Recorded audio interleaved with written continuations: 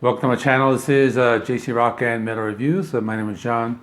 A week ago, I put up a poll. I asked you what band I should do for my next ranking video. So, kind of the winners were basically Metal Church and Dream Theater. They were kind of like neck and neck. I know like 1 week one would be ahead, 1 week one would be the other. I think they ended up being a tie, but I chose Metal Church first.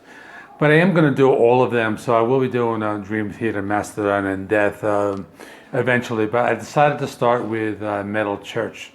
So I will be ranking the studio albums, not including any of the rarities or the live albums or anything like that. So they got 12 studio albums, and out of those they had 3 vocalists. 2 of them passed away, David Wayne and Mike Howe. The other vocalist was Ronnie Monroe, and he did appear on many of the albums. So let me just jump right into it. 12 albums. So coming in at number 12 is The Weight of the World, their 7th studio album, released in 2004. First album with Ronnie Monroe on vocals. It's okay. Has some pretty good songs on it. Bomb to Drop, it has a classic heavy metal sound. Has some chugging guitars. You gotta Leave Them Behind.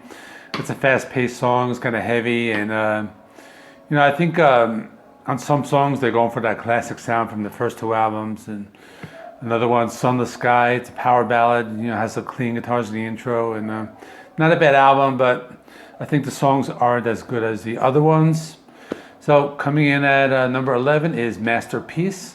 This was their comeback album, The Return of David Wayne, released in 1999. One of those albums that has the Gibson Explorer on the cover that appeared on many of their album covers. I think this album, the band didn't like it that much. David Wayne was having substance abuse problems. His vocals weren't up to par. I think it's not a bad album, but it's not a great album. But there is a cover of Toys in the Attic by Aerosmith. That one I didn't like that much, but Faster Than Life is a pretty good song. Has a pretty cool heavy metal riff. Kind of goes into some thrash metal territory. Another good song is called Fall Down. That one has more of like a power metal sound. Very fast and heavy with a catchy chorus. At number 10, I have This Present Wasteland, their 9th album. This one has Ronnie Monroe on vocals, released in 2008. Last album before their second breakup, which was between 2009 and 2012. The album has a lot of influence of both like Iron Maiden, Metallica, and Judas Priest. So the opening track, Company of Sorrow, has an opening riff, reminds me of like early Metallica. And I think Ronnie Monroe is trying to sound like Bruce Dickinson in his vocals in this one. Deeds of a Dead Soul, that's one of their power ballads. The opening riff is pretty good. Has the clean guitars and the distorted power chords. Also has a very a modern Iron Maiden sound. And another one called A War Never Won. He does those Rob Halford screams, kind of along with those melodic vocals. At number 9, I have Generation Nothing. This is their 10th album, released in 2013. Last album with Ronnie Monroe. This is before Mike Howe came back. Another album, you hear that Metallica and Iron Maiden influence a lot. The opening track, Bulletproof, is very fast and heavy, has some melodic parts in the chorus. The title track, Generation Nothing, does sound a lot like Metallica, but I'm not going to say they copied them because it sounds a lot like the song Hardwired, from Hardwired to Self-Destruct, but that came out 3 years after this one, so maybe Metallica actually copied them, but it sounds a lot like that. Suiciety, it's a pretty good song, classic power ballad sound, has some clean guitars played along with the heavy power chords, and the song has a really great riff. At number 8, I have A Light in the Dark. This is their 8th studio album, released in 2006, their 2nd with Ronnie Monroe. This one has the Gibson Explorer on the album cover. And the album has a remake of Watch the Children Pray. That's a pretty good song. So the first 2 songs, A Light in the Dark and Beyond All Reason, are really heavy songs. Mirror of Lies, that's a really heavy song. I do hear an Iron Maiden influence on a lot of the riffs on this album. And it has a 9-minute and 27-minute song called Temples of the Sea, which has more of a power metal sound and a lot of those Maiden-esque riffs. And this is probably one of the better of the Ronnie Monroe albums. At number 7, I have XI or 11. And this is the return of Mike Howe. And this is a really good album. Really great comeback album. So the opening song is called Reset. Has a classic heavy metal sound. Has those blast beats. Really fast pace. Another great song, Needle and Suture. They have a music video for this. This one has that classic sound, similar to a sound on like an album like Blessing in Disguise. And has some really great galloping guitars, and the vocal performance by Mike Howe is great. The song No Tomorrow, another banger, bringing back kind of like a slight thrash metal sound. Coming in at number 6 is Damned If You Do. So this is the final album released in 2018. Last album with Mike Howe before his death. Possibly the last album by the band. I don't know if they have plans to find another singer. Very good album. Has a classic 80s heavy metal and thrash sound. The opening track, Damned If You Do, is a fast-paced song with a melodic and memorable chorus. Guillotine, that's another one of my favorites. Really cool guitar gallop in that one. Another good one is Into the Fold. Starts off with like clean guitars and going into like a thrashy intro before the first verse. And the album in general has a very like old school 80s metal sound. So I think this was really a good album to end off with. At number 5, I have Hanging in the Balance. One of those albums that, you know, they say you don't judge a book by its cover. I mean, the cover art is like horrible. You know, I mean, probably one of the worst in like metal history. But it's a good album. You know, Mike Howe on vocals again, released in 1993. Last album before their 2-year breakup. So it has the song Hypnotized, a classic heavy metal song. No Friend of Mine. Heavier song brings back that classic heavy metal and almost like a slight thrash metal sound. They have a power ballad called Waiting for a Savior. And it's a song similar to like maybe Badlands from Blessing in Disguise.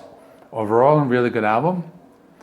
At number 4, I have The Human Factor. This was released in 1991. This was right before the grunge explosion and close to the release date of like the Metallica Black Album. So metal was pretty popular at that time.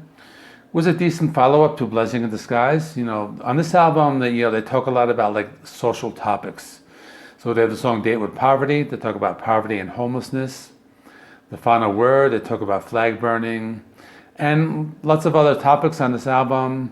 The album is very good. It sold very well at first, but in the end became one of their least successful. The album has a very powerful song called In Harm's Way, and it's a power ballad about child abuse. So I think this is probably one of their most like underrated albums. Coming in at number 3 is Metal Church, their debut album, self-titled, released in 1984. This is a very dark and heavy album. It has David Wayne on vocals. The cover has the Gibson Explorer guitar that will be appearing on many of the other like subsequent albums. The album has a sound closer to thrash metal mixed with classic heavy metal. They do have a cover of Highway Star by Deep Purple, which is not one of my favorites on the album, but some great songs. Beyond the Black, very dark and heavy song. And the song Metal Church, another banger, really awesome song. Coming in number 2 is The Dark, their second album released in 1986. I did a full review of this. I will link it at the end of this video. The song has David Wayne on vocals, and the last album until Masterpeace in 1999 with David Wayne. Really killer album and an improvement over their debut, in my opinion. Has a dark and heavy sound and lots of great songs. Ton of Bricks, really like that one. Start the Fire, really that's another banger. Watch the Children Pray, probably the most well-known song. It's one of those like power ballads. Really great song, and it's a really good deep cut called Psycho. I like that one a lot. And at number 1 is Blessing in Disguise. It's the third album, the first one with Mike Howe on vocals, released in 1989. This was the first album I ever bought, from the band, so nostalgia does kind of play a role in me choosing it as number 1. But it is an awesome album. It has Badlands. This was on MTV's Headbangers Ball. Really great. One of those like power ballads. But you got Fake Healer, Rest in Pieces. That's a great song about the Titanic. You got the power ballad, Anthem to the Exchange, and so many more. Now on this album, before they were playing like a lot of like the thrash, they kind of start to move more towards that like power metal sound. But they do have some of those like thrash metal elements. In this album, they find like this perfect balance. And I also did a full review of this right after Mike Howe passed away. And I will link it at the end. It's called, a Mike Howe tribute, but it's actually an album review of this particular album. So that's it. Let me know in the comment section what do you thought of this ranking. What's your ranking or what's your top 5. Let me know in the comments or anything put too low, we can talk about that in the comment section. So that is it. Coming up next, I have another anniversary for Joan Jett's Silent Rock and Roll. Weekends coming up, new releases by Exodus, a doom metal band called Chemists, and we have some rock with Robert Plant and Alison Krauss. And so stick around for those on the weekend, and that's it. So thanks for watching. Please like, comment, subscribe. I will put the other Metal Church videos right there for you to check out, and see you all in the next one.